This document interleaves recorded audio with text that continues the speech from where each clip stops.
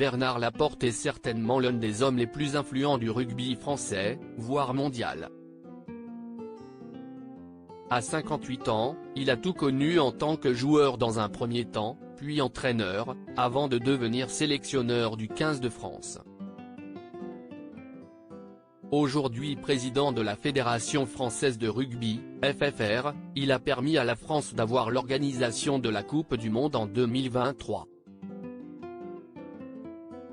Un parcours incroyable pour celui qui a également été secrétaire d'État chargé des sports auprès de la ministre de la Santé, de la Jeunesse et des Sports sous la présidence de Nicolas Sarkozy. Malgré cette belle et longue carrière, il n'a pas oublié sa vie sentimentale pour autant. Après un premier mariage avec une certaine Nadine qui dure jusqu'en 2010, il retrouve l'amour aux côtés de Manon, une avocate fiscaliste qu'il épouse à l'été 2011. La belle brune va ensuite se tourner vers la politique, devenant en 2015, conseillère régionale d'Île-de-France sous l'étiquette des Républicains. Elle va rapidement prendre du galon et elle se retrouve tête de liste aux élections municipales de 2020 à Paris dans le 7e arrondissement, avec le soutien de Cédric Villani. Une bataille politique qu'elle doit donc mener face à Rachida Dati, l'ancienne ministre de la Justice.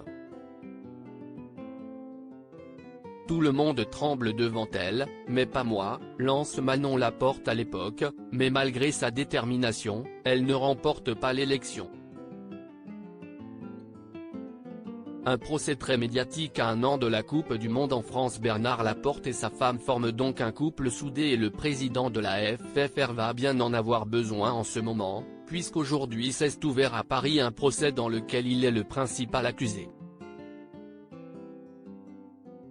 L'affaire s'intéresse à des soupçons de favoritisme impliquant notamment l'homme d'affaires multimilliardaire Moed Altrad.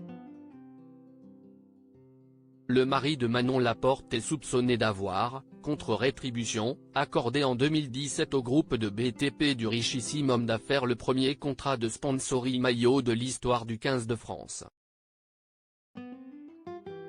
L'ancien rugbyman devra répondre de corruption passive et prise illégale d'intérêt.